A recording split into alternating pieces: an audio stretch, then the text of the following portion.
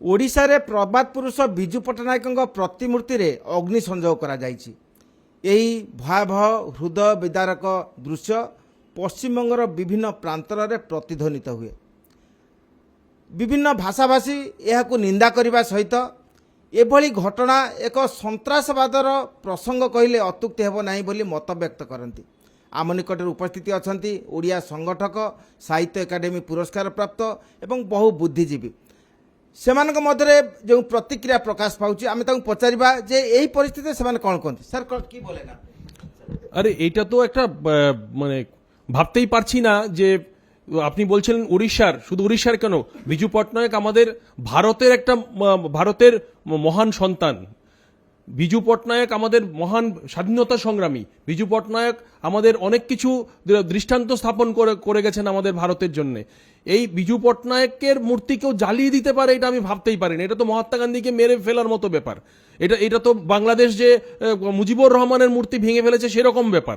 এটা হয়তো সাময়িক লাভ হবে, কিন্তু ওরা যে নিকৃষ্ট মনোবৃত্তির পরিচয় দিচ্ছে তার জন্য আমি ওদেরকে নিন্দা করি এবং ধিক্কার জানাই।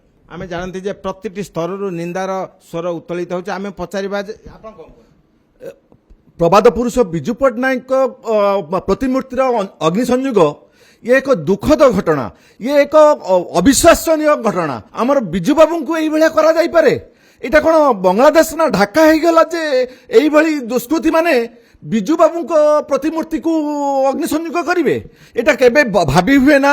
ଏହାର ଆମକୁ ମାନେ କଠୋର ନିନ୍ଦା କରୁଛୁ ଆମେ ଏଇ ଘଟଣାକୁ। ଆଜ୍ଞା ମୁଁ ବହୁତ କଣ୍ଡେମ୍ କରୁଛି, କାରଣ ବିଜୁ ଭଳି ଗୋଟେ ପ୍ରତିଭାବାନ ପୁରୁଷ ତାଙ୍କୁ ଯଦି ଏଇଭଳି କିଛି କରାଯାଏ ତାଠୁ ଆଉ ନିନ୍ଦନୀୟ ଘଟଣା କିଛି ନଥାଏ। କାରଣ ଏହା ଗୋଟେ ଆମ ଜଗନ୍ନାଥ ସଂସ୍କୃତି ପ୍ରତି ଗୋଟେ ବି ଅବମାନନା। କାରଣ ଜଗନ୍ନାଥ କ୍ଷେତ୍ରରେ ସମସ୍ତେ ସମାନ। ତେଣୁ ଏଭଳି ଗୋଟେ ରାଜନୀତି ଊର୍ଦ୍ଧ୍ୱରେ ରହି ଏଭଳି କାର୍ଯ୍ୟ କରିବା ଠିକ୍ ନୁହେଁ।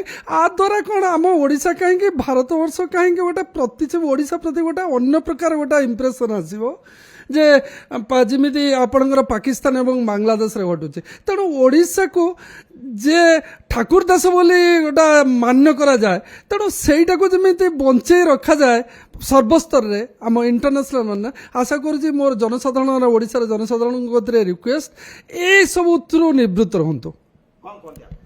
ମୁଁ ତ ପ୍ରଥମେ କହିବି ଏଇଟା ଆମ ଓଡ଼ିଆର ସ୍ୱାଭିମାନ ଉପରେ ଗୋଟେ କୁଠାରଘାତ। ଆମେ ଜାଣିଛୁ ମଣିଷ ମଲା ପରେ ଆମେ ଶବ ଦାହ କରୁ। ଜଣେ ପ୍ରବାଦ ପୁରୁଷ ମୃତ୍ୟୁର ଏତେ ବର୍ଷ ପରେ ତାଙ୍କ ଷ୍ଟାଚ୍ୟୁରେ ନିଆଁ ଲଗେଇବା ଏଇଟା କୌଣସି ମତେ ଓଡ଼ିଆଙ୍କର ବା ଓଡ଼ିଶାବାସୀଙ୍କର ସ୍ୱାଭିମାନ ନୁହେଁ।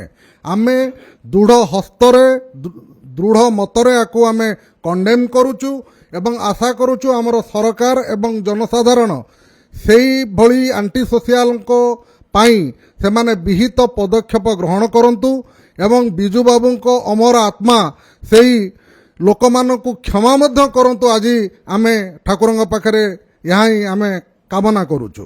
ଆମେ ଶୁଣିଲେ ଯେ ପ୍ରତ୍ୟେକଙ୍କ ମନରେ ଏକ ପ୍ରତିଧ୍ୱନିର ଅଗ୍ନି ଜଳୁଛି, ଯେ ପ୍ରତ୍ୟେକଙ୍କ ବକ୍ତବ୍ୟ ଯେ ବିଜୁ ବାବୁ ଦଳ ମତ ନିର୍ବିଶେଷରେ ସେ ପ୍ରତିଟି ବିଷୟର ଊର୍ଦ୍ଧ୍ୱରେ। ତେଣୁ ତାଙ୍କୁ ଯେଉଁ ସଂକୀର୍ଣ୍ଣ ମନୋଭାବ ନେଇ ଯେଉଁ ଭାବେ ତାଙ୍କ ମୃତ୍ୟୁରେ ଅଗ୍ନି ସଂଯୋଗ କରାଯାଇଛି ତାହା ଅତ୍ୟନ୍ତ ନିନ୍ଦନୀୟ ଏବଂ ପଶ୍ଚିମବଙ୍ଗରେ ବହୁ ଭାଷା ବହୁ ଜାତିର ଲୋକମାନେ ଏହାକୁ ପ୍ରତିବାଦ କରନ୍ତି ଏବଂ ଯେଉଁମାନେ ଏହି ଘଟଣା ଘଟାଇଛନ୍ତି ଏବଂ ଯାହାଙ୍କ ପ୍ରରୋଚନାରେ ଏହି ଘଟଣା ଘଟିଛି ତାର ମୁକାବିଲା ହେଉ ଏବଂ ରାଜ୍ୟ ସରକାର ବିହିତ ପଦକ୍ଷେପ ଗ୍ରହଣ କରନ୍ତୁ। କୋଲକାତାରୁ ଭିଡ଼ିଓ ଜର୍ଣ୍ଣାଲିଷ୍ଟ ସମରଜୀ ସାନଙ୍କ ସହ ପ୍ରମୋଦ ମହାନ୍ତି, କଳିଙ୍ଗ ଟିଭି।